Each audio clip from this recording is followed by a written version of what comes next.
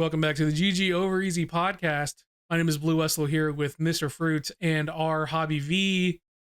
Today we are talking about a whole lot of entertainment media, as well as an update on Mr. Fruits' jaw surgery stuff. He is meeting with doctors next week. And speaking of doctors, he has apparently a pretty cool doctor. Yeah, you got a pretty cool one. And I'll need one after Elden Ring. You'll learn about that. We talked a lot about Elden Ring. I do. I'm sorry. I went on a rant. Mr. Fruit goes on a rant about his experience. We went on a lot of rants today. True. This is a Mr. Fruit centric episode. He's just getting it all out before he can't speak for like a month. I avoided death on the freeway. Rob has a clairvoyancy ? Yeah. Third eye. Yeah, Final Destination. We talk a lot about quite a few TV shows, Game of Thrones, The Boys, how much we like them. We no spoilers. We do. I will say this is a fairly light spoiler podcast, but there's really not. We don't like explicitly. I can't say there's a moment we explicitly. I can't say there's a moment we explicitly just spoil. I'd say there's light spoiler of a podcast overall. So if you really want zero spoilers, then don't watch this. Skip those parts.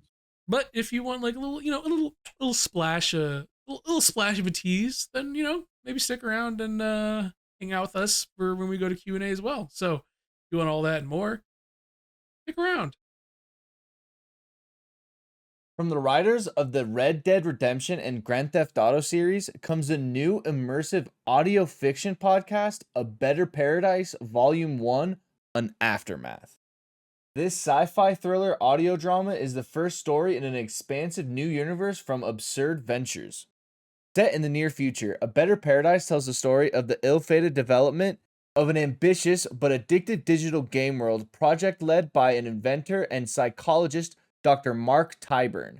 As the advanced software they developed began delivering unexpected and disturbing results, the team fell apart under strange circumstances and the project was abandoned. The game world and the superintelligence within it were discarded, left dormant, and undiscovered until now. The first episode was a ton of fun to listen to, and I've really never listened to a podcast like this before, and it was a ton of fun. A Better Paradise is out now and available everywhere you get your podcasts. Go listen today, and don't forget to follow A Better Paradise on your platform of choice to make sure you never miss an episode. Ladies and gentlemen, welcome back to the GG Over Easy podcast. So whatever this is, 69. in today's video, coming to you live from a higher elevation because my standing desk is currently broken, so I'm stuck standing. What? Yeah, last night. Can I guess? Yeah, go for it. It's standing and Appa chewed the cord, so now it is staying standing. No, nothing's wrong. I don't know why it's... Oh. So yeah, I have to call the people or whatever. How long have you had this desk though? Newer, right? Yeah, I got it when I took the break, so that is crazy. 8-9 months. I've had my standing desk for coming up like 7 years now. Never had a problem. You for some reson attract tech issues. Law, man. Yeah, I don't know what it is. I have a standing desk and I never use it. I don't know what it is about Fruit attracting tech issues constantly. Like, there's not a single piece of equipment of his that has not malfunctioned at this point. Are you walking on the thing? Like while you're... No, I don't have the... I've never actually used the treadmill. I was like, oh, maybe I'll try it. But then it's like, I've never tried that, and I don't want to be on the podcast. Like, so what are you guys think about? So I'm on my balance board. Woo! Oh, okay. Yeah, so I was trying to figure that out, and I couldn't. So I'm like, all right, whatever. I guess we're standing. And my thing was displaced from last night, but that's okay. I went to the doctor yesterday. I realized I had a cool doctor. I never knew, like, my primary care. Like, what's up? He's like a cool guy? Whoa. It's a she. Oh. Come on, man. Okay. Sorry, my bad. No, she's been my primary care for a while. I just never really seen her. What made her cool? Well, so I had to go in for my physical. Because prior to surgery, they need you to do another physical and some blood work and blah, blah, blah. So I just went in for my physical. We were talking about some stuff or whatever, and then she was asking me, like, what's going on, like my surgery and all that kind of stuff. and then she talked about how much she hated getting any dental work done, and whenever they try and like tell her to do fillings and all this kind of stuff. And then I realized she was cool because she was well. First off, I had to guess. I'd say she's mid-30s, so she's like pretty young for a doctor. And then on top of that, she just started joking around about killing herself. And Norman would be like, that was weird. But then it was just like, it wasn't weird. And then I talked about jumping off a bridge and she thought it was funny. And I just realized I can talk about dying with a doctor. And they're just like, yeah, that's funny. There's something cathartic about based. There's something cathartic about being able to joke about killing yourself with other people. And I know to normal people, that sounds so fucking brutal. But it's cathartic. There's a beauty in it. Base doctor. So I have to ask you something real quick. Were we talking like a full body physical, or were we just talking a standard physical? Standard. Okay, cool. Whew. In fact, I don't even know what they check, man. It's like They check your balls? No, that's a full body. Like, what? That's they don't do that anymore? No, they do that, but that's like a full body. Like that's like a but like a normal like yearly physical is like basic like all right, we're gonna check your. I also don't know why I came across so like upset that they didn't touch your balls. Well, that's why. That's why I was asking, because Fruit was like, I had a physical, and Rob was like, you had a physical. And you're like, I got a cool doctor who likes happy endings. Like, Rob was like, so what do they do with your balls? If this, well, they were cupping my balls. Cool. I talked about jumping off a bridge. No, and that's why I just don't even understand like what they did.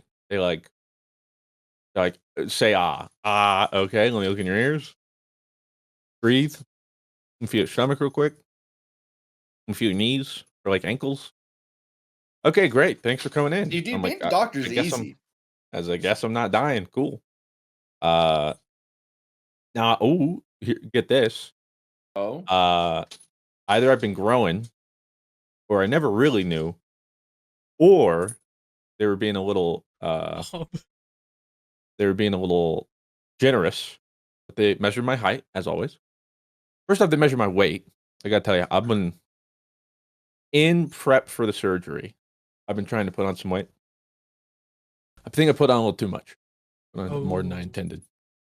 In the last, I started what? October-ish? Mm-hmm. Since then, I put on 18 pounds. Which is maybe a little more than I thought I would. Good 18 pounds? Or you're talking like...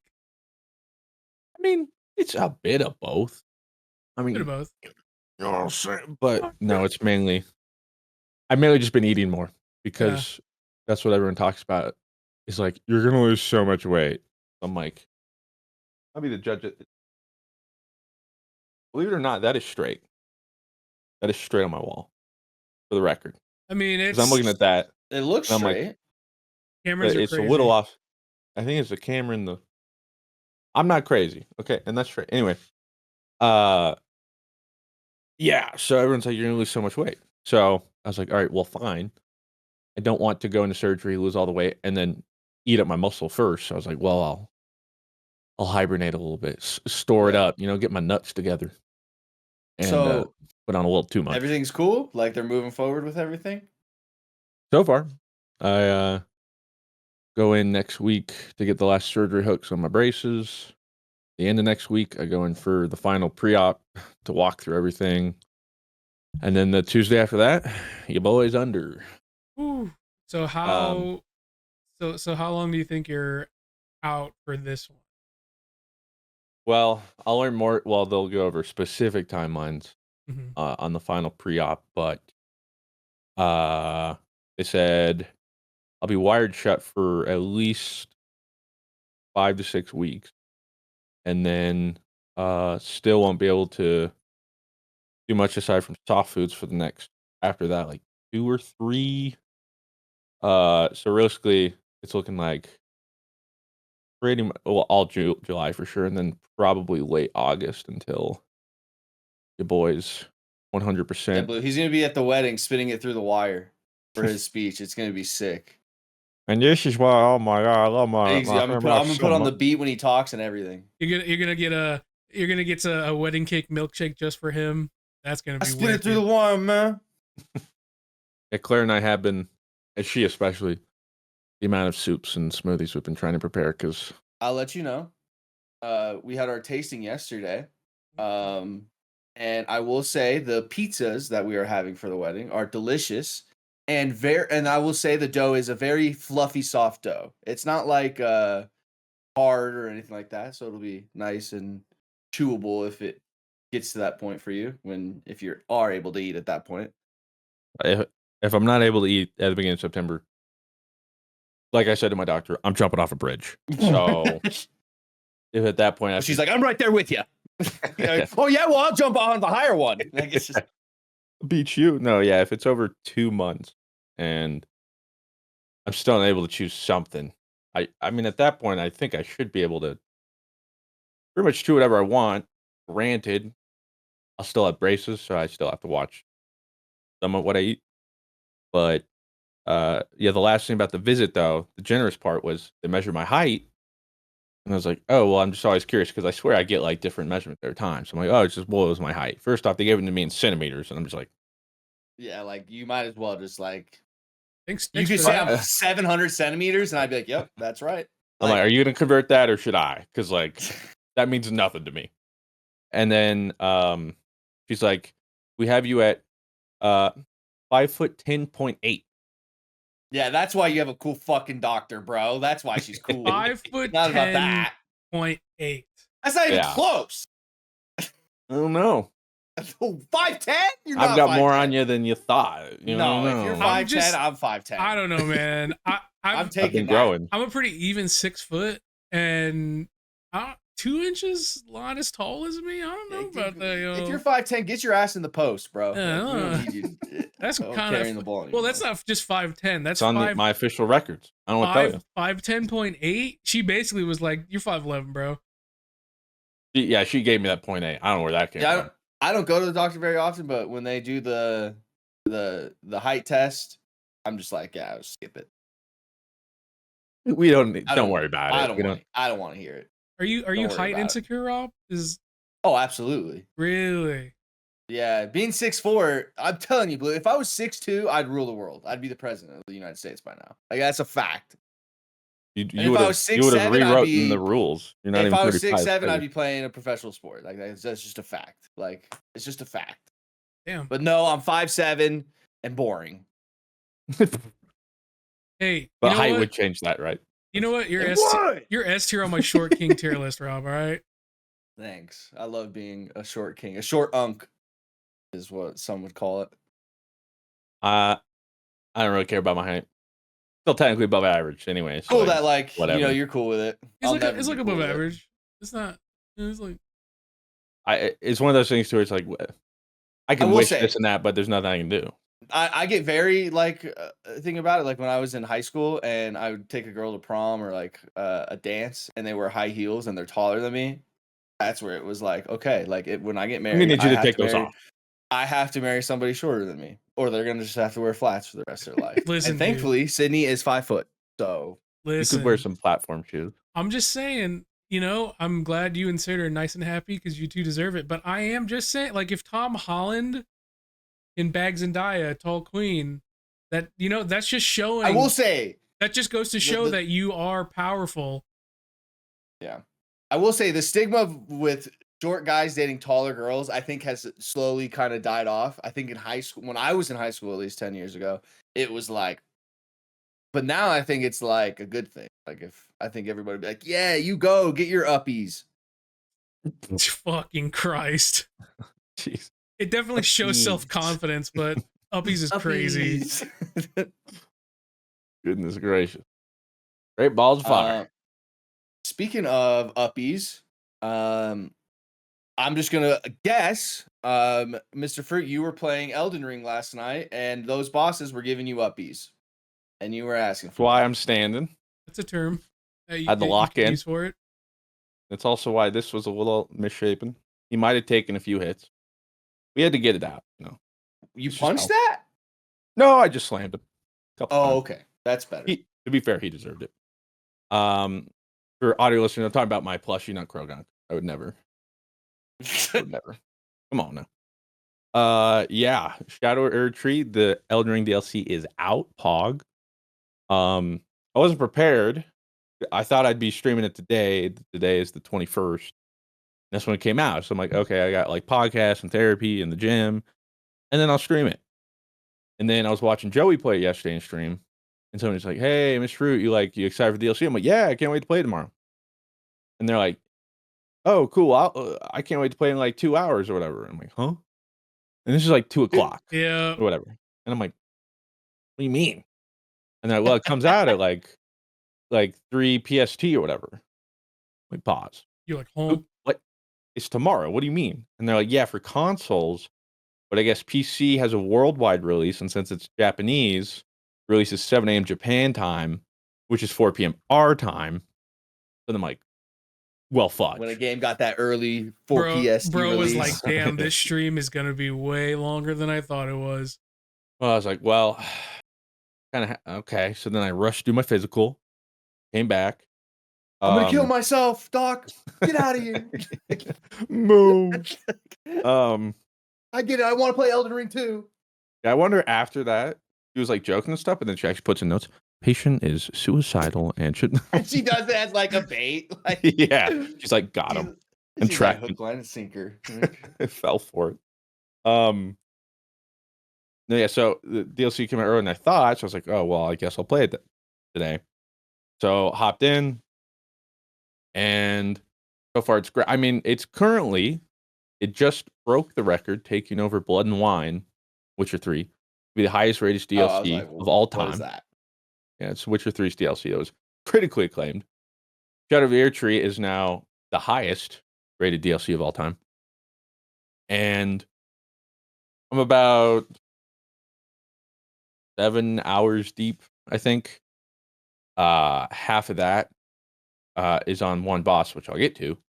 But so far, I mean, it's pretty expansive. I've sort of heard leaks about like how many new bosses there are, how many weapons, armor sets. Like it seems like it's packed, brother. So I'm excited because I played Elden Ring and was like, oh, this was cool, but I was like 2 years late to the bus. But now I'm getting to experience this with everybody at the same time. Yeah. And so I was headed into it, and I was like, oh well, it's new DLC, new things, so new me, and I'll just try like some new weapons when I get them and see how they go. I was like, ooh, I want to just like change up builds and be new and quirky and check out the new things. So eventually that's where the downfall comes in. But early on, there's this one optional boss pretty close to where you spawn. I was like, okay, I guess last 2.5 months I got rusty, or this dude's got hands. I think the dude had hands and I was rusty. I was like, okay, good way to wet the palate. Interesting. We move forward, we keep going. I find the first what I'm gonna call main boss, whatever, same way that like Elden Ring doesn't have like main Sentinel? bosses. No, it's like markets. Okay, yeah. Yeah. So like the ones where like technically in the original base game you need to kill X amount of those in order to gain access, whatever. So like it never expressed, but like come on. Plus he's got like a cutscene and stuff, so. First off, super cool boss. Super cool design. They had an overloaded kit in the best way possible. The hardest enemy in that fight is the camera, and when you fight them, you'll understand why. But fought them, and I was kind of getting sauced for a little bit, but then ended up beating them. I think around like 10 attempts or something, and I was like, that was fun, that was cool, and that was harder than I thought. Yay! Let's Are keep you still going. using new weapon at this point? Like, or Well, like at new this point, build? so I'm just using what I had Okay. previous build because I hadn't really gotten anything. Okay. So then I beat him, and I was like, "Ooh, I wonder what I'll get from this boss. Maybe I'll use the weapon." So then I go back to the fingers or whatever, and turns out they don't give a weapon. So I'm like, "Well, great. Guess I'm not changing builds yet." Then I kept going, but then right before I get to the certain area, I'm in this random open field, and I'm like, "That looks suspicious. Why is stuff out there?" So I go out there. That's the coolest part about Elden Ring is all the discovery. And I just find a random weapon just like lying in the field. I'm like, ooh. And they're called like the backhand twin blades or something. for backhand blades. And I was like, that sounds cool. I'll just throw it like I threw them on just to like see what they look like. And it's sick. They're swords, but you literally hold them backwards. And then you like attack, like if it's like a Oh, so you're backhand. like saw, saw, saw. Yeah. So it is very anime. It's like saw. And then the Ash of War. This is the only thing I'm really against. Well, it's just a normie weapon you find like almost immediately. The Ash of War is called blind run or something. I don't know. But the whole point is you can do a certain movement input and you'll like dash and then dash into the enemy to like try to get behind them and it'll break their guard or whatever. And then if you put like input to the left, you'll go to the left. If you input like forward, you'll hit them from the back. If you input it to the right, you go to the right. And you kind of like, ooh, it's almost like a little Yeah, iframe you like thing. dash kind of thing. It looks very anime. I was like, wow, that's really cool. I was using them. I was like, okay, I like these. Maybe I'll make a build around these. So I move forward, and when I'm starting to near like the next big section, I'm like, all right, bet. I'm gonna do it. New me, new DLC, new build. So I go. And this is my biggest complaint about Elden Ring. There's so many weapons and stuff. There's so many builds. Yeah, it'd be so cool if you could use them. I broke the bank to upload these normie weapons to plus 23. I couldn't even get them all Oh, the with way. like smithing stones. Yeah. Yeah, and spinning like stones and runes and all that stuff. And I'm like, Jesus. Well, I hope these work out because this is what I got. Spoilers. We'll see how. Yeah. So I upgrade them, and then I go to the lady. That might be spoilers for you, but the point is, you'll eventually get to respec your points. So I go back to respec my attributes. I swap it up because now the swords use strength and dexterity, so I like equally split it. Blah blah blah. I'm like, word. All right, new build, new weapons. Oh, this is cool. Yeah, new me, new DLC. Let's have fun, chat. Yeah. And now it's leveled because I was testing them before, but they're unleveled. So it's like literally tickling things. I was like, sweet. Now I got to fight things. But I was starting to notice something. I'm like, huh. According to these statistics, I would two-hand the swords, and they literally just did less damage than my last build on hit. And they don't do anything else. They don't cause bleed buildup or frost buildup. I'm like, huh. On paper, they currently seem just worse, categorically. Yeah. But maybe there's something I'm missing. Visually. Or, well, visually, they're cool. And I Yeah. was like, Cope in chat was trying to tell me, don't worry, you're going to do way more poise damage. Which, is when we poise. stagger people. Yeah. I was like, ooh, because katanas inherently are terrible at poise damage. So I'm like, ooh, I'll finally get to do some poise damage. Spoilers, garbage poise damage may be the same. The attack speed is like the exact same. And what I was finding too is like I wanted a new build and like a new play style.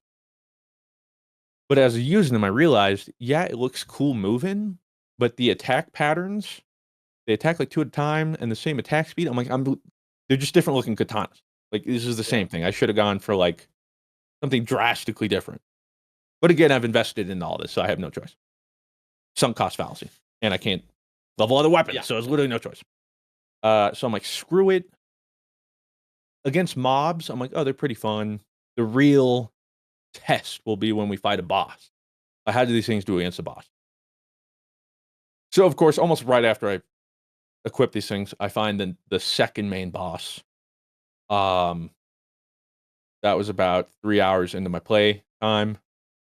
Currently about 7 hours deep. I'm still on that boss. Oh, you still haven't The beat him? worst mistake of my life. Wow. And Is that unfortunately, the longest you've been on a boss? aside from Millennia, yeah. Not even close either. Like aside from Millennia, most I was stuck in a boss was like 40 minutes. That was Star Scourge Beast or whatever. That's crazy. Pretty impressive. And well, and the thing too though is, so again, this is the consequences of my actions and my stupidity. When I enter a boss fight, I'm gonna finish that boss fight with what I entered with. Yep. I can't help it. So I entered with these stupid toothpicks and nothing else. And so I was catching hands, but I said, my God, I'm going to beat the boss with this. one way or the other. At the very least, I just leveled these things. I'm going to beat the boss, and as soon as I beat this boss, I'm throwing these things away. I'm never touching these things again. They're the scourge of the earth, dog water. I mean, Jesus Christ, man! Like, We whose look idea was it? cool, but like, Well, some people are like- like, "Are these the new blades?" Like, well, it looks really cool when you fight. It looks like anime, and it kind of does when you're getting into like a flow state. yeah, Except it's very rare. You take a lot of few damage, far between. and they weren't watching the health bar. Probably like at least with a boss. I bet like with like enemies just kind of walking around, it's probably a little bit cooler and easier. Yeah, but with the boss, I pulled off like a perfect seamless combo, which took forever to do.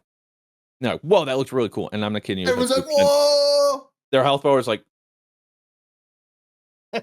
Jesus. But like if you had like used your last build and just did like a right click slash, Oh. it's like, zoom, like Yeah. So I'm sitting here, and I'm like, well, this is what I have. So we're gonna beat it. The because you sad can't thing leave is, going in with something different, you know? Like No. you can't like because then like it's like you lost. You admitted exactly. defeat. That's what people saying. Like, hey, why don't you switch weapons? Why don't you use this? I'm like, no. I might as well admit defeat. Who's saying that? Me. But like, come on now. Yeah, there's no one else like keeping you at that, but I just know literally how nobody. your mind works. Yeah, literally nobody is like, you got to do this. Complete tonal shift because I'm like, oh, let's play around some builds. Let's see what works here. Fruit is, I mean, he already knows it. Bro is stubborn as shit when it comes to video games. That is insane to be like, if I change, the boss has beaten me. There is nothing I've given up and I've embarrassed myself in front of my stream. I can't do that. Have you been I feel playing like Blue? I've made this Haven't fight yet. harder than Millennia. It's insane. Because the boss. Yeah, that's I was what I like, tell what is people the too. like? Can you explain without like super spoilery? But like, what is it? Something with this boss that's making it harder? Well, Like, they're pretty stupid, but my frustration, most of it, comes from my weapons and like stupid inputs, or like, because like, let's break down these stupid twin blades, okay? yeah, So you have a light attack, which locks you into like a pew pew, like two little oh, spikes. so you do 2 hits. Yeah, you can't stop it. So it's like pew pew, cool. All right, Greedy, damage. a little greedy. But let me put it this way: yeah, with this boss, at no point during the entire fight do I have more than a window than to do that. I can never do a follow up to any attack ever. So my little light goes pew pew, and it does like pink. Like I might as well have not even hit the health bar. Okay, so garbage. Yeah. So I also don't have combos. So like it doesn't matter what the follow up is, I'm gonna get destroyed. So what about my heavy? Don't get me started on the grounded heavy, brother. You click heavy, it might be the longest animation you're stuck in the game. You take him and you like lunge forward, and then you're like, oh, let me roll. Except I kid you not, it's about 2 seconds. Like a heavy roll. Almost. Like it's 2 seconds where like they just like you just can't act. And then you can roll. So grounded heavy, you're locked in, you're gonna die. Yeah. Charged heavy, you can actually roll out of quicker. But the whole problem with the weapons is the range of a bee's dick. So you can't charge to hit the boss because the charge is about 2-3 feet. So can't do that because this boss's swords, by the way, are that long. So you're dead. And then the Ash of War it sounds so cool, man. It does. Except the iframes almost don't exist. And so when the boss attacks, you'll be like, ooh, I'll do my cool like ninja step. Except every time you do that, you just get hit on the backswing of a blade. Like you can't go anywhere. So Ash of War is completely useless. Or if you do manage to skip it, it just won't attack sometimes. Like I'll Ash of War next to him, and then my character just stand there. It won't even like. It's like I hit an invisible wall, and dude's like, oh. So that's a tilter. The attack always never connects anyway. So after a lot of trial and error, I found the only way this is going to be possible is a jumping heavy, not even a jumping light. I have to jumping heavy. That's the only thing I can get. Repeat. Yeah. But then this is where the tilter comes in. The jumping heavy targeting magnetism is garbage. And I can be right next to the guy and say jumping heavy. And let's say they're right in front of me, right? Jumping heavy. Yeah. Just like the opposite way. Needless What's to the say, farthest you've gotten his health Hunted. down to? like 15%. Oh, But here's the neat so part. you're close. Like you're there. It's Oh, like, yeah. you're not. I'm close, but the neat part is there's technically like 3 phases to this fight. Insane. Oh, First phase, they got like 2 weapons. And pretty long range. They hit pretty okay. They don't hit pretty hard, they hit stupidly hard. And in the DLC, they introduced this new thing where a lot of the scaling in this new region is locked behind fragments you'll find. And so the more fragments you get, the more damage you deal and the less damage you take in this zone only, like the DLC zone only. interesting. I haven't found many of those. So that's what chat's like, dude, just like go explore, find some more. It'll be easier. You don't But understand. you went through the door with this in hand. Yes. I have to keep going. I understand the thinking. You I'm in the same understand boat it. though. I get it too. Like if I start fighting a boss, that boss is gonna die. That like there's no, I don't care, because like if I have to go power up, would Goku go power up? No, Yeah. Exactly. no. Goku, maybe he goes to the hyperbolic time chamber because it's like, oh wow, this isn't gonna happen. Like if I'm like, I could beat this guy. Goku wouldn't go to the hyperbolic time chamber. He was like, I could do this. Goku would give Well, up. I was going to bed because I couldn't beat the Elden Ring bot where like it's like the ghost version of the Tree Sentinel, but has like summons like swords when you fight it and stuff like that. Oh yeah. It's like, so I was like fighting that and I just couldn't beat it. And I was like, at that point, streaming for like 12 hours. I was like, I'm going to bed. Put on like the outro screen. I was just like looking at it. I was like, all right, no, I'm not. I'm like literally going until I can't beat it. And it took me like 45 more minutes. But he's fucking dead now. So I was supposed to go to bed about 11:30. I went to bed at 2. So damn. I'm the same exact way. Fuck. Whereas like the worst part, because here's the worst part. I was like, okay, I'm not making any progress. This is last run unless like I hit phase 2 or I hit like Someone got the prog. third phase. Every time I said that, bro, I get like my best run. I'm like, well, we're close. So Well, then I that's go what for I mean, another like- like 30 minutes Yeah. and I none of them are good again. So I'm like, okay, I guess I'm getting off best run again. So I'm like, so it just kept like perfectly just like dangling it right in front of me. Well, Oh, finally was like, I gotta get off. well, it's 2:00. But there's even more to this. I forgot, by the way. So after I beat the first main boss, they dropped this cool helmet. And I'm like, ooh, I want to wear this because it just looks ridiculous. You'll know whenever you get it. I'm like, oh, I want to wear this. This is funny. So then I go into the second fight, this boss fight. Also, don't ask me why after a couple fights I get so upset I just run naked with my helmet because I'm like, whatever. At this point, screw it. So no armor, just this helmet. And so after all this, it's 2 a.m. I'm logging off and I see like a first time chatter go, hey, by the way, I think that helmet reduces HP flask. No And I'm like, shot. And I'm like, no, it doesn't. And I'm on the in screen thing. Yeah, you're the No, I'm like, music's no. playing. So I open the inventory. I just go silent. I turn back to the gameplay and it says like right there. Like while wearing this, like greatly reduces restoration of HP flask. But Like, what does it give was you? there though? not- Like, what's the return? Like, What's the You get- return? Yeah. You get 4 dex and 4 strength And for like half of an HP flask. so you're telling me you didn't notice how bad your HP flasks were that entire time It's you were been a grinding that while. boss? It's been 2.5 months. Yeah. So I just But did you have to wear that helmet going in there now? Because like that's what you came in with, or are you gonna switch that up? I'll take the helmet off.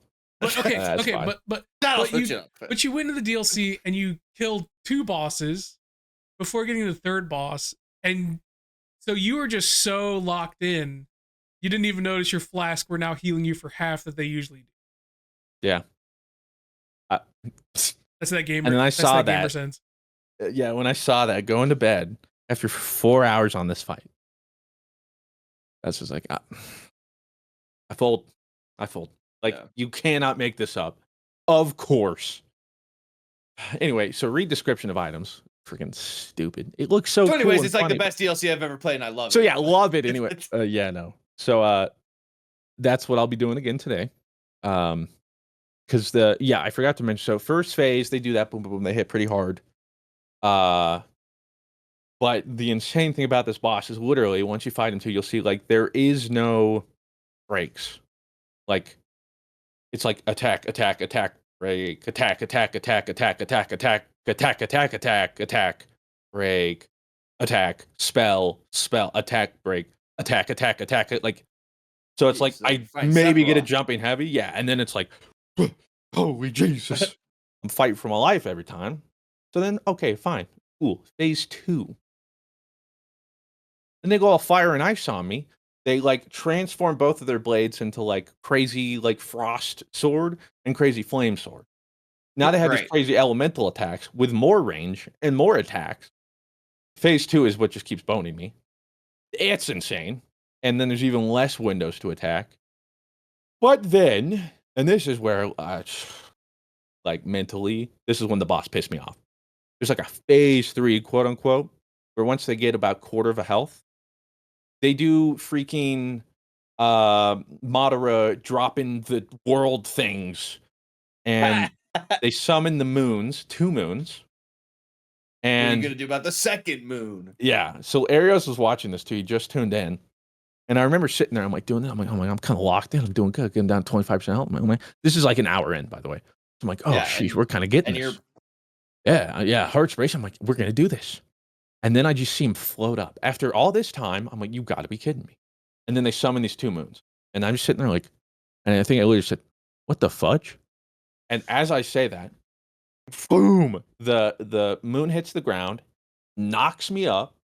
I fall back down. Then the second moon hits, and here's what I learned. Fun part: if you get hit by one, you get hit by all of them. So boom, you get hit by the first moon. Second moon drops. Boom, you get hit by the second moon, and then they drop just in time for you to get hit by the third. And guess what? It's 100 to 0. I was full health. It just kills you. Damn. So it's like a white phase, essentially. That's when I started hating the boss as well as the weapons. And so currently, that's what keeps wiping me. I can get him down to that. And I've only managed to get through the moon phase once. If you have to dodge at least the first 2 moons. Yeah. Because the second and third moon, 100 to 0. All 3, 100 to 0. So I'm hoping the third isn't 100 to 0. But yeah, that's now where I'm at. Never mind the fact too that to get there in a perfect run with these stupid toothpicks, the range of a bee's stick. Because that's the thing too. The boss has all this range. I have this is my range, and the amount of times my attacks whiff because of. Point is, this is all my own fault. But I will beat this boss. Yeah. With these things, and then I'm taking them off and never doing it again. And then I guess I'm just going back. Yeah, I guess I'm just going back to my old build because that's the other thing. I guess I read there's like a glitch for runes. I don't care. I might do that because the fun part would be to use new weapons, and I wanted to in the first playthrough too. But the amount of how much it costs. But yeah, that's my one gripe is you get the tiers to eventually reset attributes. That's not the problem. But I get a cool new weapon to drop right now. I'm like, oh cool, it's +0 when I need things to be like +25. So for me to even be like, ooh, let me use this, I have to upgrade it. Otherwise, it's completely useless. Let me go farm for 2.5 hours. Yeah, so I'd have to farm runes to then buy most of the stones. And so that's my currently only gripe is I want to try new things, but I they just can't make it kind of unobtainable, to do it. I can't afford to play the new things. You can do one build, but you better like it. Well, yeah, I did one build and I just wasted on these things. So, what are the other weapons? I haven't gotten many. There was a bear claw. You could do primal things. That was kind of cool, but again, it was unupgraded. So I was like, well, I don't know until I upgrade them if it's any good. I did find a cool giant great hammer. That when you slam it down, it does this holy AoE eruption. And cool. I need that for my build. I got a solitude hammer thing from one of the bosses that was cool. I mean, some of the weapons, but again, it's the problem is unless I can level it up. And that's what so much of even the first playthrough was. I was like, ooh, that looks cool, but I can't change anything. So I I saw like a review for it, and it was some like publication or you would have to waterboard me to review this game and say it's too hard. Like I couldn't play this. Like it's too hard. It was the Kotaku review, I think. Yeah. Was it? Yeah. I just saw like a reviewer was basically not liking Elden Ring basically because it was just too hard to be hard, essentially. And they were letting that dude have it. And I was like, you'd have to waterboard me to get that information. You know what I mean? Like, I would never openly admit to saying this DLC is like too hard and that's why it's bad. Like, especially like in this kind of community, how people feel about like, well, never in a million years. And I would think if you're doing that DLC, you've played the base game. And my argument would be, especially after playing a Souls game, like for me, maybe I could understand if they played Elden Ring and were like, this is a little too hard for me. And it turns out it's like the first Souls game. Fair. You bought the DLC. You kind of know what you're going into. And now that I played the games, like, you know what you're getting into. And yeah, part of it is just ball busting. Now, granted, Elden Ring seems to be the easiest too, because like realistically, if you are having trouble, you can change builds, or you can farm up and over level if you wanted to, or like almost every boss has a weakness. Like I guess the one I'm fighting, they're like, hey, you know they have like a holy weakness? I'm like, oh cool, let me use my holy. Damn, I don't have it, it doesn't matter. So most bosses have weaknesses if you want to like change things, or like there's tons of throwables, blah blah blah blah. So I think it's actually more approachable than others, but like you get in the DLC, what did you expect? Did Sekiro ever have DLC? I don't think so. Wow. Unfortunately. It's kind of sad. But to be fair, they did come out and say though that the bosses in this DLC, specifically a lot of the optional ones too, are the hardest in the game. And they specifically try to make them a little bit harder. And yeah, well, again, I don't know. I mean, this guy's the second boss, the second hardest one you've already fought. So if I had my older build, I don't know. Maybe I would have like after 30 minutes about, oh, that's a cool boss, and moved on. I don't know. I should also note, just because a lot of people are probably gonna be a little confused. You're doing a no summon run as well, right? Yeah. Because people also come in. Why don't you use summons? Why don't you use this? Why don't you use this incantation? Again, self-imposed rules. You, don't ask me why. I'm with you. I have my weapon. I'm with you too. The actual war the weapon has, and the flasks, and like that's it. Yeah, that's just how I want to play the game. I don't have anything against anybody who wants to summon. I agree. That's it's a part of the game. For me, I'm like, it's a 1v1. I agree. Yeah. I'm going in. This is for me. Elden Ring is a game about dueling, and it's sometimes they'll bring like a 2v1, and I'm just like, well, it's 2v1. I guess I'm soloing it. Like, let's fucking go, baby. And it's just that's just my experience with FromSoft games. All about the duel. If you want to summon, I'm a spell guy either. Like no spell. Yeah, there's a for me, it's like the limit is the Moonlight Greatsword. Like Spellblade, I'm in. Like I'll Spellblade, but like I'm not gonna do all that wand shit. I'm not gonna be fucking. I've seen one where it's like he literally like just like preps something, summons it, and like has him distracted, and then like shoots like a moon geist beam, and it's like. Yeah, I'm not gonna do all the sorcery shit, but like like Spellblade type shit I'll do. But yeah, no, it's got to be 1v1, so I'm not gonna be summoning, and I'm just personally not gonna be doing all that fucking sorcery shit. Are you guys parriers? Are you guys big parriers? I'm always dual-handing, so I really can't. I like the concept of parrying, but like, because like in a game like Elden Ring, you have to build into like the shield parry. Like if I could parry with a normal weapon more often, I'm in.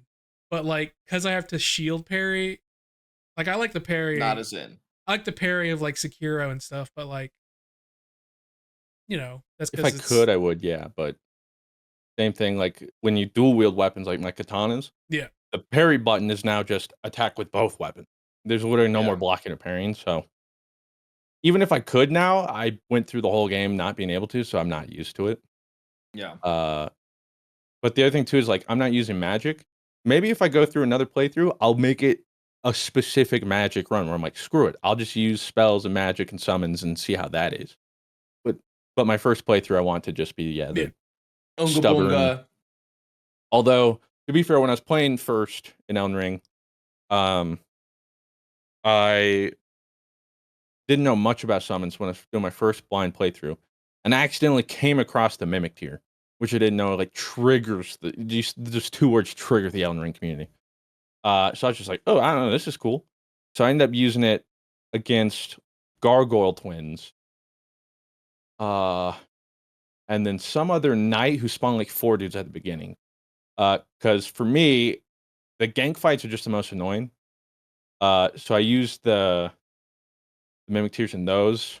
They never did damage or anything, but it was literally just that's the nice thing and why they're so good is like he's just holding aggro one of the gargoyles for like 30 seconds. And the difference of that is like insane. And so especially summons in a 1v1, I think aren't fun for me because just like that, you're not spreading aggro.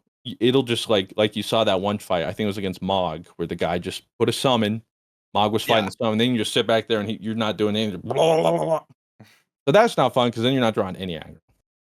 But so I have used some, but especially after doing those 2 or whatever, I was like, all right, I'm not doing it again. And I haven't. So anyway, so far it's fun. I think. Nice. I don't know. Talk to me as soon as I've beaten this boss. Which Yeah, I'm gonna watch your thing later. While I'm so editing sorry. the podcast. Yeah. Trying to think of a good. Speaking of not sorry, because it was fucking awesome and I loved it. They don't have to apologize because the House of Dragons episode 1 came out this weekend. Okay, you do that right now. I don't think there is anything that hits harder on a Sunday night than the Game of Thrones intro, bro. Like, it's just like a good. Maybe other than like the Sunday night football theme, both are pretty good. But like, yeah. So, did you guys watch it? I did watch it. Yes. I will be there no matter what. I was gonna say, I'm already loving it. Like, Game of Thrones is back, baby. It restores my faith in this franchise. Like, I'm loving what we're getting out of this, and I just cannot wait for what. I'm already loving the memes. I've already been loving those. Oh, you haven't seen memes? Oh, there's some good ones after. I can't. They're all spoilers. Yeah, I mean, so yeah, I can't really be like. Well, the meme. Yeah. What'd you think of the first episode, Blue? I thought it was awesome. How spoiler can we go here, lads? Can we? What are we thinking? Well, I'll do. I mean, it's either none or some, or none or all. And if it's all, we just gotta give a warning. I'm just gonna do none. I'm just gonna say the. I mean, if you haven't watched season 1 by now, like, what are you doing? I will say the way they handled the fallout from season 1, I was clamoring for the past 2 years to see what was going to happen after, and they did not disappoint me. That shit was so gas, so brutal. Teared up during one of them. Yeah, it was so brutal. They just they handle characters so well in the show, and there's just these moments where I'm just like, two specific characters show up on screen that like I'm not used to seeing on screen, and I'm just like, gas, W, and dude, and they do such a good job of like making you kind of fall for these shitty characters, and then like the characters that you kind of dug, you're like, damn, they're shit, and like it just adds this complexity to the show that is so delicious and just so dramatic, and just they're cooking. I don't know how to say, like, they're cooking. It's really nice to have like a show that is so like sharp on the conversations. It's so like tight and measured, but also having these characters that are complex and like actually in character and I think not that's what Game of Thrones does best. not characters that are trying to push the plot forward. I mean, obviously everything is trying to push the plot forward, but like having characters that are like acting in character because Yeah. there's like a scale trying to push them forward because like you need to be here by this time, which is my biggest issue with like the last like 2-3 seasons of Game of Thrones. And From the writers of the Red Dead Redemption and Grand Theft Auto series comes a new immersive audio fiction podcast, A Better Paradise Volume 1, An Aftermath. This sci-fi thriller audio drama is the first story in an expansive new universe from Absurd Ventures. Set in the near future, A Better Paradise tells the story of the ill-fated development of an ambitious but addictive digital game world project led by an inventor and psychologist, Dr. Mark Tyburn. As the advanced software they developed began delivering unexpected and disturbing results, the team fell apart under strange circumstances and the project was abandoned. The game world and the superintelligence within it were discarded, left dormant, and undiscovered until now. The first episode was a ton of fun to listen to, and I've really never listened to a podcast like this before, and it was a ton of fun. A Better Paradise is out now and available everywhere you get your podcasts. Go listen today, and don't forget to follow A Better Paradise on your platform of choice to make sure you never miss an episode. it's just nice having these characters that are like still fleshing out the world, still elaborating on each and every one of their relationships, and just adding so much. Just there's still so much world building, which is crazy because like I'm so attached to the world of Westeros. So like when you go in, you don't feel like there's like it feels familiar, but at the same time, there's still so much more for me to learn like in this time period that makes it so interesting, and how different everything is just because of the presence of dragons. It's just they're cooking. All I gotta say, they're cooking. The meme I enjoyed the most right before the new season started was like a picture of somebody like putting on their lipstick, and it was like me preparing to defend Damon's next atrocities. Yeah. Uh, Well, that's what I was gonna kind of ask, like, because like I've always after season one, I supported Rhaenyra. Obviously, I think most people would say, but it's like after that episode, it's like, can you now? It's Like, getting if you were like, complex. if you were like a lord, like, like, because I asked It's- Sydney, and I was like, if you were a lord, like, could you support? And she was like, no, I couldn't. Like after that, well, it's definitely complicated. Well, I will see how it plays out, and we can't really say why it's complicated without yeah, spoilers. But I mean, obviously, it's not what they wanted. So like, but that's what we know, and like, so yeah, like, Yeah. that's why I'm interested to see how it'll be perceived because it's not what was supposed to happen. The only thing people will know is what ended up happening. Yeah. Uh, so yeah, I mean, it makes it more interesting too because just like that, like, it'll make it harder to root for one or the other because like, well, all right, they both done some terrible things, and it doesn't make it quite as black and white. Um, black and green, you because may say. yeah, because I'll be honest, Yeah, it wasn't even an option up until that point of like yeah, for gold 100, over I green. agree. Yeah, like Yeah, I agree. Like, granted, I still know I'm still going gold. But yeah, I'll be interested to see how this all plays out. And I didn't realize, maybe I did. We talked about it, but yeah, that these are all based off books that are already written because people were talking about how like that episode deviated from the text or whatever, and I was like, oh, I didn't know that, and then I stopped reading because I'm like, well, then sheesh, I don't want to be spoiled. Um, but it's good to have it back. Plus, the season 2 starting with Winterfell and the Starks. Oh, Ooh. throwback. I was like, man, simpler times. oh, it was very cool. Lord Cregan Stark. Yeah, his story is like crazy. Sydney showed me some TikTok like explaining like his like lore and stuff. And he's I think the great grandfather of Ned Stark, which shows you also too like the timeline, but crazy stuff. Yeah, and then not only did we get that, we also got the boys. The boys also came out about the same week. I haven't seen that yet. Yeah, a lot of people are having like issues with the seasons. I don't know if they finally like open their eyes and realize they're getting made fun of, and that's why they don't. Oh I've man. I've been loving it. I think it's awesome. Like it's Uh been super yeah. enjoyable, and if you like the last seasons, you're gonna like this one too. I think with the boys, I think the boys is the most consistent TV show right now. Like it's just Yeah, so consistently good. There's not a obviously there's a couple moments where like not quite like okay, all right, we'll see where this goes. But like 95, 90, damn, 99% of the time, I'm like, yeah, they know what they're doing. They they have such attention to detail with these characters. Um, a lot of people are like, man, this feels like it's really coming out of nowhere, and it's like, like what happened to media literacy? yeah, Coming out of nowhere, like let's be real here. Coming out of nowhere, it's more like you just weren't really paying attention.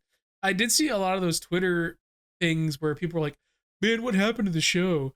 And not gonna go too far into detail, but the boys obviously makes fun of both sides of the political spectrum, and they parody them really hard. And this episode, they really dove deep into the QAnon style yeah. The QAnon, if you type will. people who just conspiracy nut jobs, and everyone was like, "Man, what happened to the show?" And they just straight up posted a clip from the QAnon like parody, and literally everyone was like, "Did you just now figure out they're making fun of you?" Like, Yeah, like it was. It's just like they finally become like self-aware type of thing. and It then was really and people's weird. complaints like, "Oh, it's just so on the nose now," and it's like, yeah, it's It's it's been on the nose for about 4 seasons, my but god. it's like so ridiculous. How is it on the nose? You know what I mean? Like it's like so out there Yeah. and so dumb. Like It's like the show's manifesto has been the same from seasons 1 up to 4, and nothing has changed in like their direction, which I respect a yeah, lot. Obviously there's a lot of growth, and I feel like the writing has stayed consistent. And yeah, they definitely like go real hard into, yeah, we're literally making fun of you. Like if you can't figure it out, we're making fun of you moments. Well, like they've been doing that since season 1, so it's like, yeah. yeah, I I think The Boys is great. I it's definitely my favorite show right now. I still remember way back in the day when Fruit just started up randomly in the theater, like the last day Oh yeah. when we were It's leaving. Everyone was leaving for the play. Like everyone was leaving Colorado for Fruit Summit, and like I just started watching it. And I was like, wait, the show is so fucking good. Holy shit! And then I got locked into The Boys. This is the one thing that Fruit has got me addicted to that has not died. So I respect that. I Thank you. Hey, let's I, not speak too soon. You know what I'm saying? I think the boys also showed me I think my favorite kind of release for a show. They released the first 3 episodes the first week, Yes. and then they're doing weekly, which Yes. I love that because then like you can kind of get past like the filler kind of episodes, and then like have one to go right after that. And then when the stakes kind of get at its highest, and you have like the most questions, that's when you have to wait a week, which I really liked. Like I really hope to kind of maybe see that moving forward with other type of things. I'm also on my I think his name's Anthony Starr, the guy who plays Homelander. This is his Emmy. This is Give his him an Emmy Emmy. year. He Like deserved it it a long time I think ago. so too. I agree. But I like still this don't know has to be the why. one. This has to be the one. I still don't know why they didn't get him. The whole thing with him not getting voiced in, what was it, Injustice? They like added Homelander as a Mortal Kombat, Mhm. added Homelander, but they didn't get him to voice it. Like I think he said like he wasn't even asked or something. That was weird. I don't know why they didn't I do wonder if that. they were just like, "Oh, we know we can't afford him. We'll just like avoid like hire some I think he would PA or have been happy something." to do it, but I don't know. Right? I don't know. Yeah, I just haven't watched any yet because the only time I've had recently um to watch shows has been when I'm doing cardio at the gym. And I'm not about to sit in front of a whole bunch of people with the boys because I have no idea Yeah. Oh, yeah. like what's gonna show up. So I'm just like, A good I'll call. wait. That's a good Yeah, that's a good call. like I'll wait to watch that when I'm home. You never know when you get a random dick, cock, boob, tit, clit, ass, Pretty fart. much. Someone just exploded. Like you just never any second with the boys. Orgy, like It's Yeah. weird because I Surprise never worried orgy. about it. But then I was like getting on the cardio because I haven't been in the gym for a while. And I'm like, all right, I'll just watch. I was like, wait a second. I guess this is something I need to. It's probably not the think about. environment. Yeah. So, I'm looking forward to it. Well, and I think at this Is point, Claire I like might the even boys? just It doesn't seem like her kind of show. no, it's too I was depressing gonna for her. say. And Yeah, I was violent. gonna say it seems like too like She doesn't nobody even to want to root watch. for. She's not watching House of Dragons with me either. It's just like that. She's like, I hate it. Everyone's terrible and it's sad and like it's so depressing. And I'm like, that's what's great. Nothing ever gets better. I'm like, hell yeah. Yeah, and I'm like, that's what's great. It But I only totally gets understand worse. why. I explained to her like the first time, and she's like, yeah, that's why I'm not watching. Like, yep, that I sounds right. respect that. Alright. I respect that. But I'm probably just gonna wait on the boys anyway at this point. And I'm debating too, maybe just wait on House of Dragon, but I don't think I'll be able to. To just save everything for when I'm recovering. That's Because not I'll a bad just have idea. be sitting around for a while, so I feel have like some you're gonna stuff get to back in your watch. anime tings when you're on your. Yeah, calm down, Drake. Hopefully I'll finish. I'm someone's gotta gonna rep try to him. finish Hunter x Hunter. Started that years ago. Picked it back up last surgery for a little while. Haven't watched it since. So maybe now I'll finally finish it during surgery. I have no idea. Maybe I'll catch up May I on My recommend Hero. solo leveling? Oh, you Yeah, should I'm definitely like watch 8. Solo Leveling. Oh, that's I right. You're watched like a the first couple 7 or 8. I just haven't watched the last couple, I guess. And That was good. you know what? I will also recommend, if you're taking anime recommendations, you should definitely watch Overlord. I don't think anyone's mentioned that. There was a couple ones, like someone, I think Kaiju number 8 or something, and then some other new one that people were even referencing in chat last time. Like, what are you guys talking about? I can't remember what it was called. So possibly watch those. The only problem is like when I'm sitting there and I'm stuck doing nothing, I want to be able to like watch a whole thing, like something that's done, like start to finish. Ooh, fair. And I've watched a lot of that stuff because like that's the one thing for me about like weekly releases for shows. I like them because of like the dialogue. It starts and like you can see the community, you get to talk about it more and it like the impact and it like builds up Agreed. more. But what I don't like from my personal standpoint is the longer in between shows, the less I'm immersed in the world. In that like it's hard for me to like remember or reconnect a character sometimes if it's been a while. Mm. In this case, like House of Dragons 2, I didn't get time to watch House of Dragons 1. So it probably didn't hit the same if I just rewatched House of Dragons 1. But for me, that's just what happens with shows is like I get really into a show and then I'm just gonna watch this show because I'm like, I'm in that world. I know the characters. I want to see what happens. I'm invested, which is why I like to watch entire things. But then once there's those breaks, I kind of come back and it takes me a little while to like get back in. Like, oh, and then and like weekly releases, by the time I'm sort of back in, the episode ends. I'm like, fudge. That's just my gripe. Because I prefer to do the binge because like I'm in it and then I'm absorbed and like everything's fresh in my mind, which is why I'm thankful when I first watched Game of Thrones, the first 5 or 6 seasons were out. Yeah. So I'm just freaking boom, and that was sick. Because also, I remember watching these two, and I was like, "That's how the season ended." I would have jumped out. I would have killed myself if like Yeah. I wait another year and a half for next season. I'm like, I don't know how people did that. I would have killed myself harder. Yeah, it was so good. But that's what I was watching. I was like, kudos to people who managed to wake through that because like it was one of those things. Like, next, like no shot. I'm like going to bed on that. Stagger definitely has like a big effect on how people perceive content. Did you have to wait weekly for Breaking Bad, or were you able to binge Breaking Bad? I only binged the first 2, I think. That's when my brother turned me onto it at the beginning, and then I caught it in like college. weekly. Yeah, because I remember, the finale was I think freshman year, college. That's what happened with me. My freshman year, I caught up to like the final season, and then like I was watching it. See, the final season when I was in college, it helped because I was so busy and I knew what was going on. I saved it all. So I avoided spoilers, and then I went and I just sat down and watched the whole last season back to back. That's what I prefer to do, but then also, like with House of Dragons stuff, for instance, My problem with spoilers makes that very difficult too to wait for like the entire duration because the likelihood I'll probably see something is pretty high. But yeah. Speaking of pretty high, I don't know how I was gonna transition to that.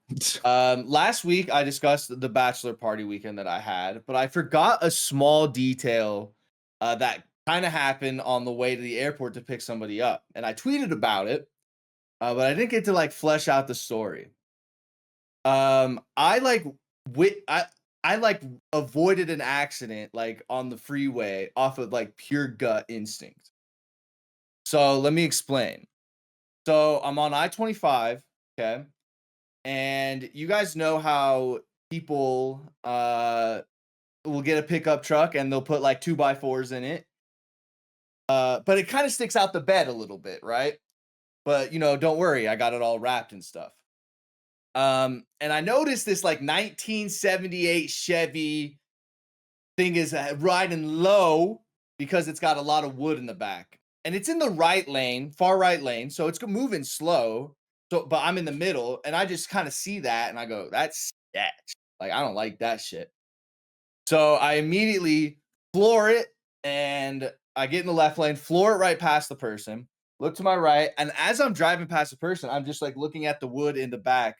It has like a big sheet of wood on top of it too. So I'm looking at that.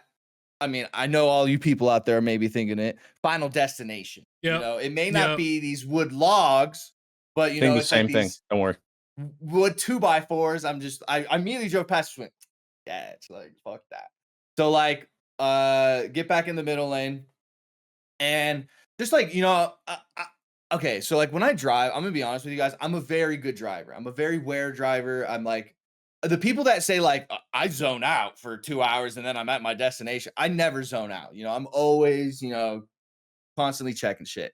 So I check the review me like 10 seconds later, bro. And as I check it, I can literally see like the sheet of like wood fly up into the air because I think it was pretty kind of windy that day. So the air must have just got under it and lifted it up and like Jenga, bro. Because now I think this thing was like holding it down, and now the 2x4s all of a sudden just like flew out on the highway. So like I'm like going like this now, like like the whole time. So wood flies up, 2x4s fly all over the freeway. I see one like roll up onto a person's hood and like crack it and then like roll back and people are like swerving out of the way. I didn't see any cars like hit each other, but then again, I could only see it for like 7 to 8 seconds because then I went like over like a hill type of thing.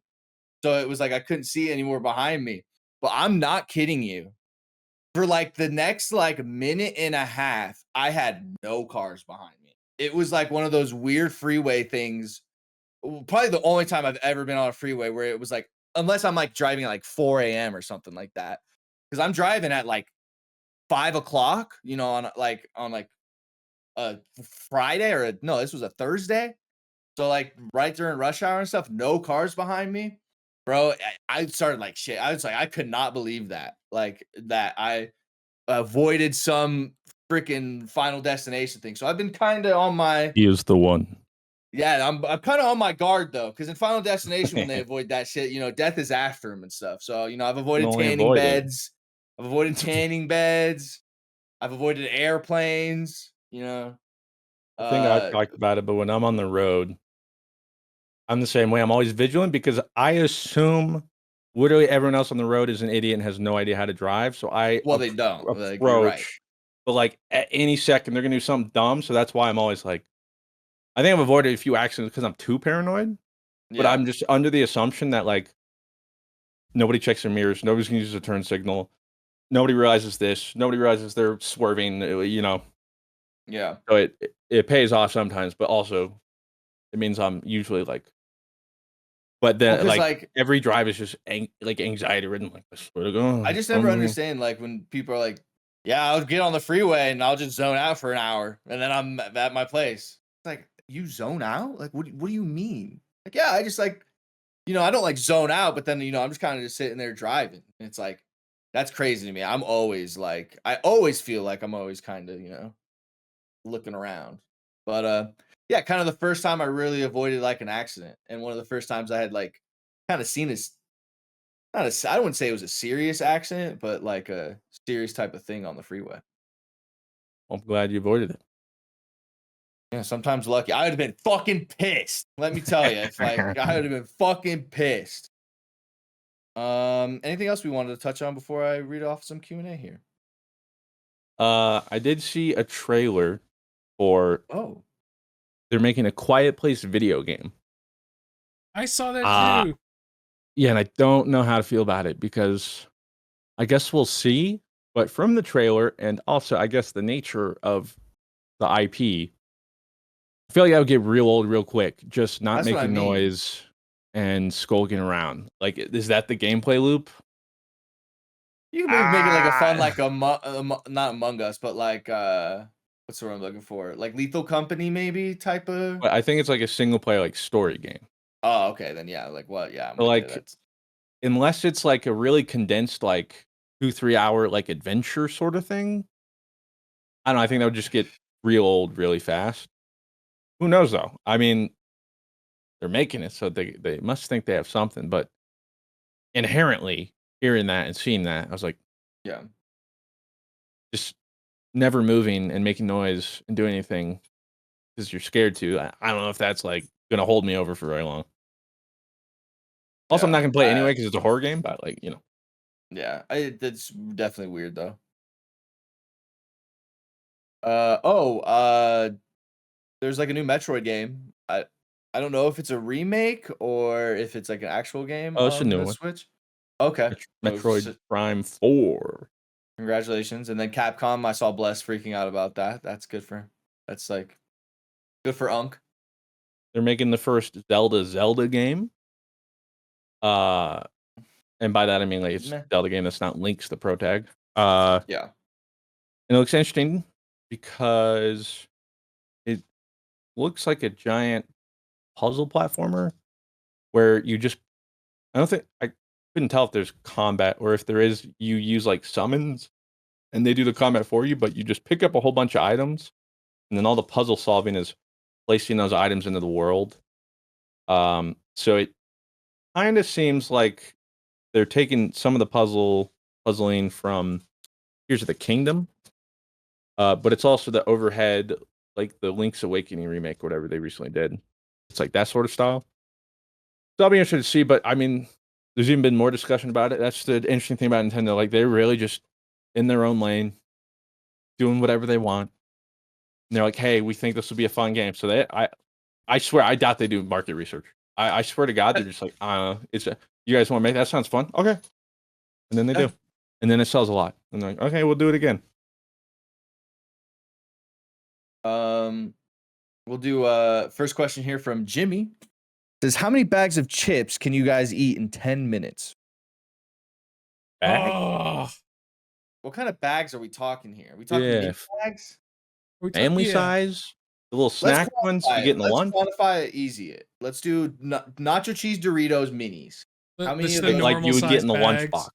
Yes, like a little one, like a personal pack. If I'm being for real, I could shred like 10 of those in like 10 minutes flat. If I was, bro, I'm thinking like 20. Like, ooh yeah, 100.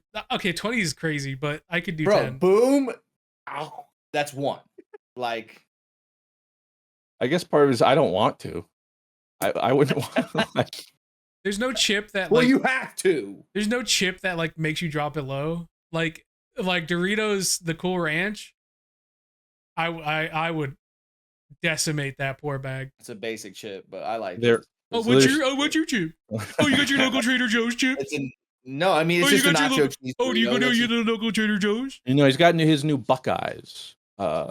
Oh no, Buc-ee's. No, Buckeyes. Yeah, but those aren't like a chip. The beaver nuggets, those aren't like a chip. I have two chips, I guess you'd say, that I like. Salt and vinegar, Lay's stacks. I'm sorry, they're better than Pringles. He's glazing Pringles lost it, man. Specifically stacks. Yeah, because they're thicker than Pringles, and there's more seasoning on them. Like take a Lay's stacked salt and vinegar and a Pringles salt and vinegar and gapped. Like, I'm sorry, I don't know where they fell off, but they did.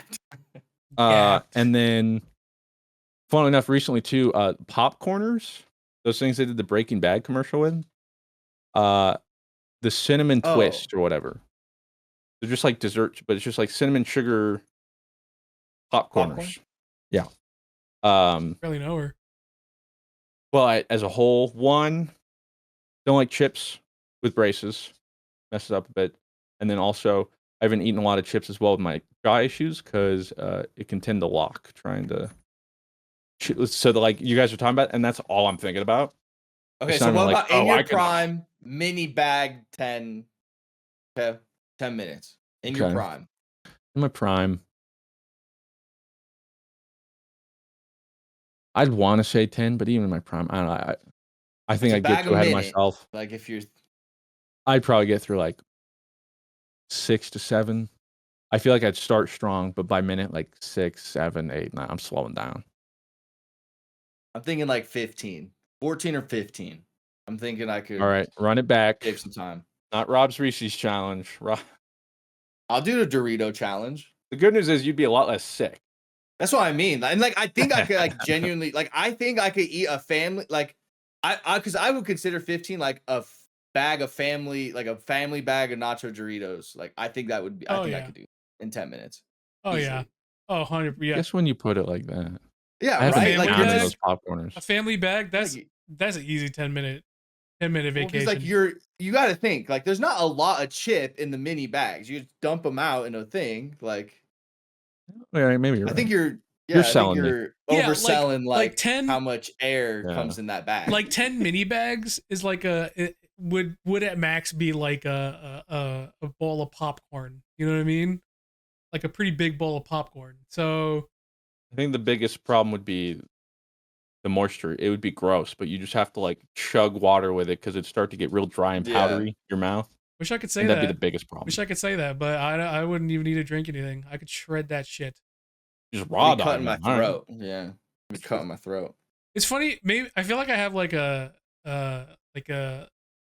some type of grave mouth or something. Because my partner even said the same thing. Like, I'll eat an entire meal and not drink anything, and they'll be like, "How did you do that?" And I'm like, "What do you mean?" He's like, "You didn't even drink anything with that." I was like, "Yeah, no." Not me.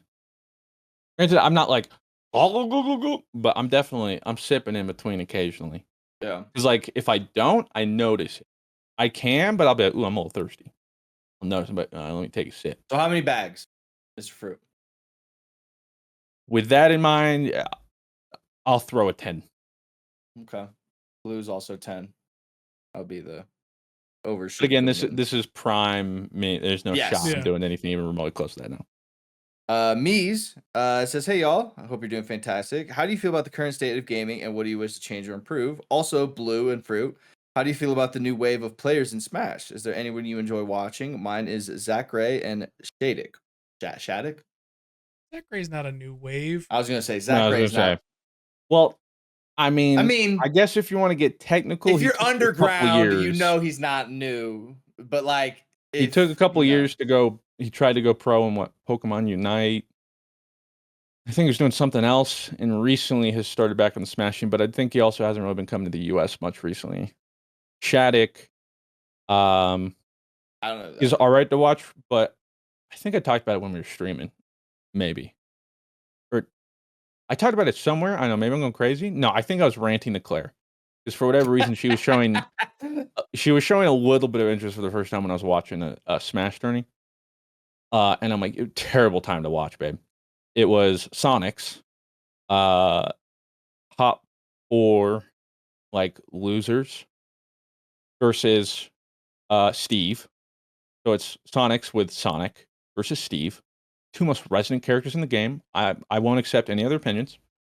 And then he beat that to go fight another Steve. So I think it was losers finals. And then he went into grand finals to fight another Steve. And he reset the bracket. So it was 3 or 4 series of Steve and Sonic. Wait, we don't like Sonic? Oh my gosh. Sonic is... I'm about to stop watching Smash.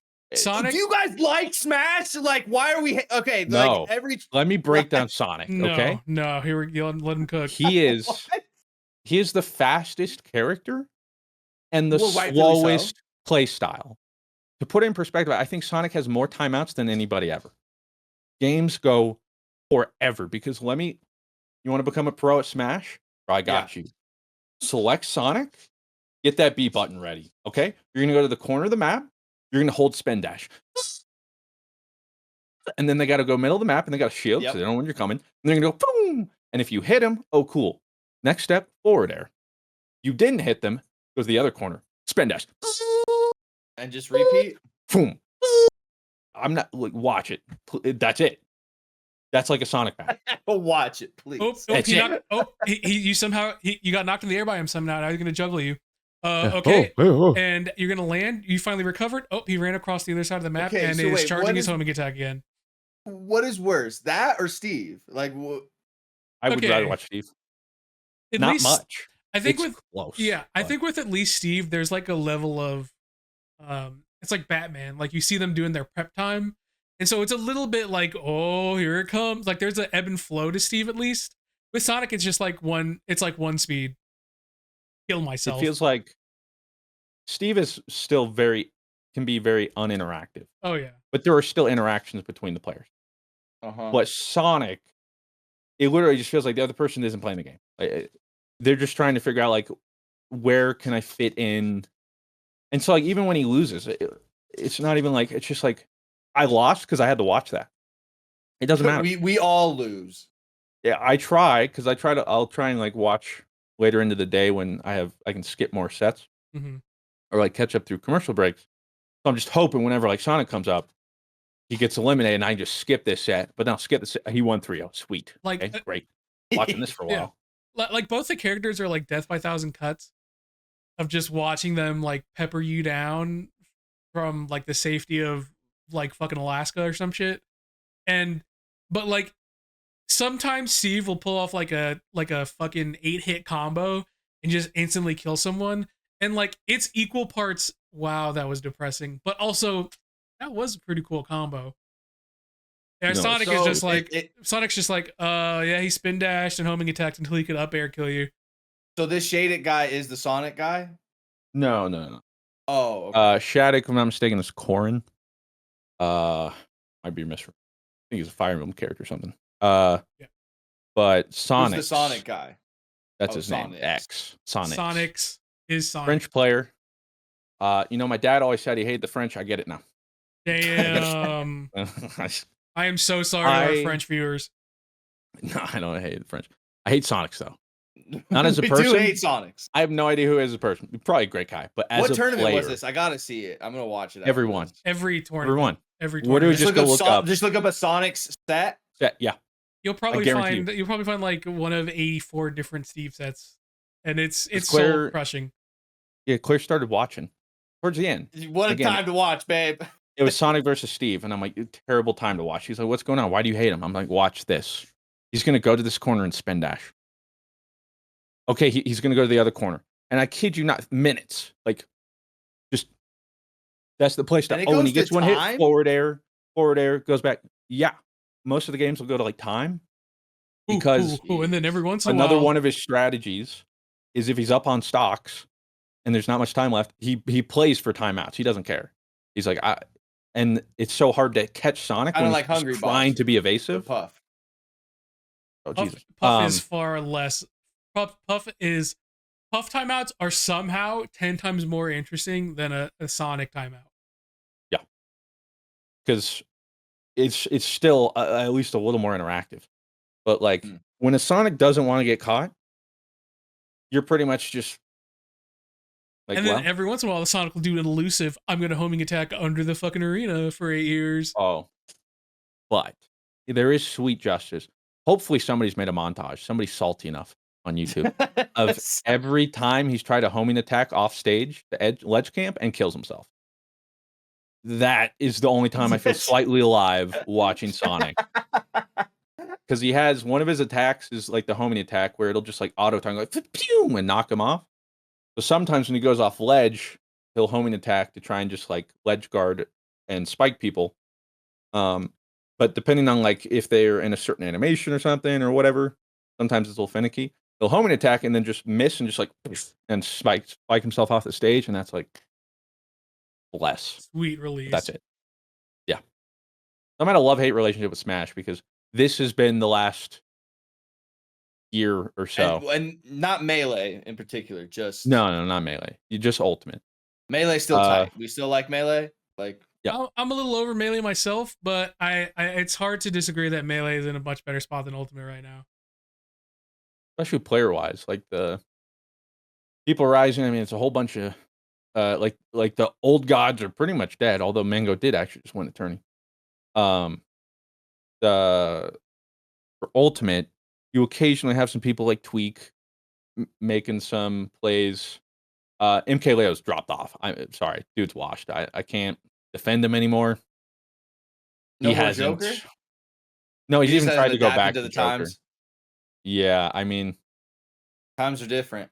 It's I just can't even not really year 2 anymore, remember. buddy. well, like MK Leo is the type of player who is like always gonna play what he wants, but like even when he tried to go back to Joker, like even Joker is just so power crept by the current wave of characters. The only DLC character person got grabbed by DLC characters. the only person who has managed to like stay a character loyalist and like really flourish is Spargo, who is also like arguably the best player in the game, and he's a Cloud purist, and I respect that man because he's taken Cloud Well, so far. He also But uses Cloud Pirate is- Mythra a lot. He does use Pyramithra, who are also power creeper DLC characters, but for the most part, I it's do like Cloud. watching the Cloud. Yeah. But Spargo's like the last hope of Smash Ultimate, like in Well, I would a say, sea of.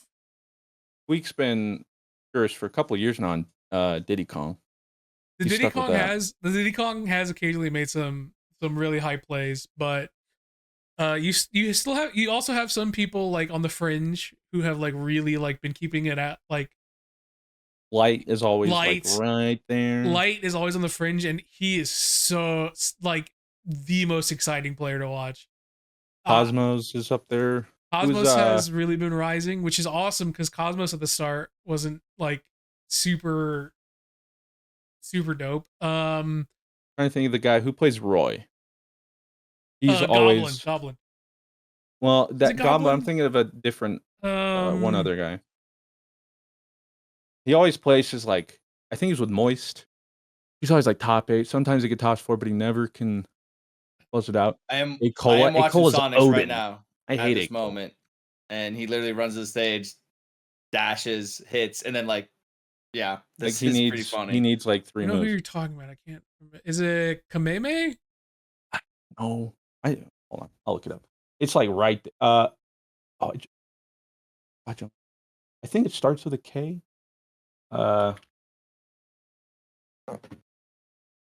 No, Kameme is Sora. Roy. Who's a fucking Roy Goblin? That's always right there. Oh, I think it's Cola. Cola. Yeah, Yeah, just Cola, not a Cola. Just Cola. Yeah. Because a Cola or whatever is think the it's the- harbinger of death. Yeah, is the stupid Steve player. Yeah, so Cola. let me I'm gonna look up the okay, yeah, here it is. So here was the 2023 Lumi rank, which is Liquid's ranking system or whatever. The number 1 spot, unsurprisingly, is Acola. The Steve harbinger of death, the pain and suffering of the planet. We obviously got Spargo at number 2, who is still so exciting to play. Still so exciting to watch, like with the Cloud 2. Number 3 is Sonics. Boo. Number 5 is Mia, who does Game and Watch, and Steve, which is it. Which Game and Watch? Game and Watch. It's is sad that not, I'll watch Game and Watch now. Yeah, Game and Watch is already a Resident Sleeper character, but like compared to Steve, not nearly as Resident Sleeper, but still pretty Resident Sleeper. You got Glutoni, who, to be fair, has been They're holding rising it down. and is a really fun character to watch. Light's always We on gave the up fringe. Wario, but he's never given it up. Light's always on the fringe with Fox, the most exciting player in my opinion. And then you got Tweak. And then I have to say, I stand so hard. Yoshidora is doing some just people like it's funny because like I remember watching Yoshi's and they were like always trying to do this crazy fuck shit, but like Yoshidora just plays like such a pure Yoshi and just like gets so far, and really is the only Yoshi going that far. So mad respect to Yoshidora. Then like to round out the top 10, you got Riddles, who does Kazuya, and An then occasional Terry. and then Shutten, who is classic. Shutten is the classically, doing the Pyra Mithra, and then Olimar. It's so sad because I remember Fruit and I were watching one of the earlier Smash Buzz. tournaments, Olimar. and it was, I think, a final. It was like Olimar Snake, and we were like, "Oh man, this sucks." And I was like, "God, what I wouldn't do to give back to Olimar Snake." What? Really? Because I think I would. at least Olimar has to get close to kill, right? Like at least Olimar to close it out. Snake is still Olimar's pretty resonant, but it's still resident, but at least Olimar has to play unsafe to get in there. And then Snake is resident too, but you have to respect like the level of beauty and Batman tier prep time people be doing to like make you Snake have to work. get some sneaky combo. Like Yeah. Snake has to work for it more. But I think the lesson is there are always going to be fighters that are just, because here's the thing, like Sonic, I get why he plays the way he does because he plays to win. As a competitor, I get that. As a spectator, I'm resident sleeper. That's where my problem comes from. I don't care if you play or whatever. It's just how fun is this character to watch? And a lot of the top tiers, well, I mean, that's usually it. A lot of the top tier characters are how uninteractive can I make it for my opponent? And That's there's what makes no more them good. patches, right? Like no more. This is it. So hopefully a meta will, or like people will learn to counter it better. I don't know. I enjoy watching Big D only ever did it once, a huge upset, I think. But whenever Big D, he pulls out King DDD rarely, but he uses ice climbers. It's always interesting to watch. I forget his name, but I believe he's also from Mexico. Incineroar, he actually places really high, all things considered. Sky J. Yeah, Sky J. And there's always,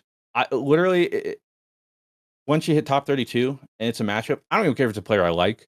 I'm rooting for like the off meta, if just because it's like something new. Sweet, let's get it. And then you can even enter top 8, and sometimes I'm like, ooh, there's some really interesting. Scroll down top 3, Steve. Okay, what was the point? We did all this just to end up right back here. So as you can tell, I have a couple opinions on the matter. Yeah. I just want it to be fun. And like, I guess it's subjective because some people are like, I like watching Sonic, and I'm sure Sonic players are like, this is great.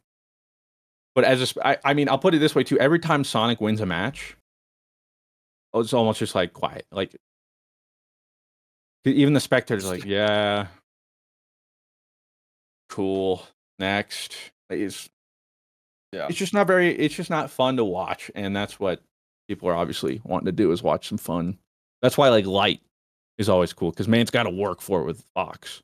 Whenever he gets kills and wins games, or even like Cola and stuff, that's why they're fun to root for because they're playing more honest characters. It's like these base characters that were so strong early on, but like as time went on, they became more and more honest.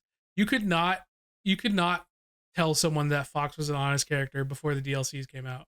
You'd be like, what a cheap ass fucking character, stupid ass confirms, like so cheap.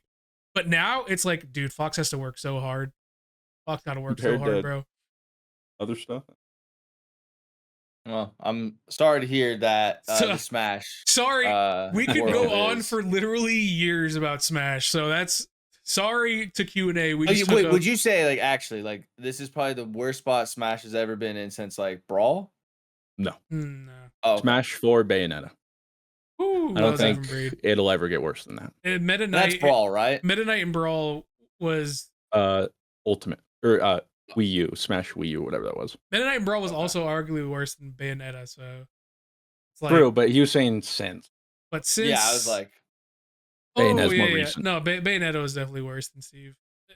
Steve definitely has moments where I'm like, damn, like maybe he's not. But Okay, well, let me ask this: is this the worst Smash Ultimate has ever been? oh, easily, I would argue, yeah. easily. And again, part of that too is it's a natural life cycle. Like we are now how far into the games? Like 8 years, something. I don't know. So like, Has Smash been out that long? yeah, the meta's been solved. So like, or you know, quote unquote, and like at this point, there are just characters that we now know are like you just don't bother. Whereas before, a couple first years, people are still trying to like innovate or try to make things work. That's just why like the longer it goes on, the less. I mean, the same goes for Melee. I mean, we're starting to see some good players make it, but like, why? Especially for a while there, was like, fuck, everything was fuck because it's just like there's only so much you can do, and why play this character that's 40th on the tier list and work 20 times harder than pick like this number 2 character and All you have to do is for dash from half each the side of the stage, and yeah, for half Mhm. the effort, you just so yeah. and then to improve the state of gaming, we just improve Smash, and then we'll improve the state of gaming there. That'll do it for the GG Over Easy podcast today. Thank you guys for so much for listening today. Please leave a comment, leave 5-star rated, do everything you can. Subscribe to the YouTube channel. Hey, congratulations, guys. We're back to 50K. Destiny brought us back to 50K. We did. Let's Let's fucking go. go. Congratulations. But we didn't mention in this episode. We lost. We can mention it in the intro. Destiny 2, Destiny 2, Destiny. We're good. Okay, there you go. Oh, we did forget to talk about the Destiny 2 call out controversy. We'll talk about that some next The time. call out controversy. The clocks. Basically, like the clocks. We're not doing this. We're not discussing this. Never mind. I made a mistake. Real quick though. Let's make our stances clear. Where are you guys on that? On like Rob the and first I one, were it's 1 spitting. through 9. First one, it's 1 through 9, and then the one that's in the last encounter is a clock. And people also, well, the argument of like, why would you go 1 through 9 and then clock? Well, first off, too, especially for Rob and us, when we got there, we didn't know what was in the rest. We didn't know there'd be a clock later on. Yeah. So it just made sense. We have this in front of us. Read it left to right. If somebody else wants to do it, but like people are like, why not instead of a clock? But, and then they're like, you know where the 3 is and the 6 is and the 9 is. We didn't know there'd be a clock anyway. I agree, but like to say like to read that the second room as a clock and like take out 11, 12, and 1, that's just like harder to do than just having it be like 1 through 9. But I mean, I think the way we did it is the best way or the right way, but also I don't care if you do it any other way. It's definitely what most people do. I agree. 1 through 9, and then in the last room, clock. Easy. okay. I just wanted to make sure we were all on the same page. Well, thank you guys so much for watching the GG Over Easy podcast. That gave me terminal depression. Thank you guys. And as always, if you want to support us, check out the Patreon. You guys know where to find every single one of us on these socials. And we'll see you guys next week. Bye.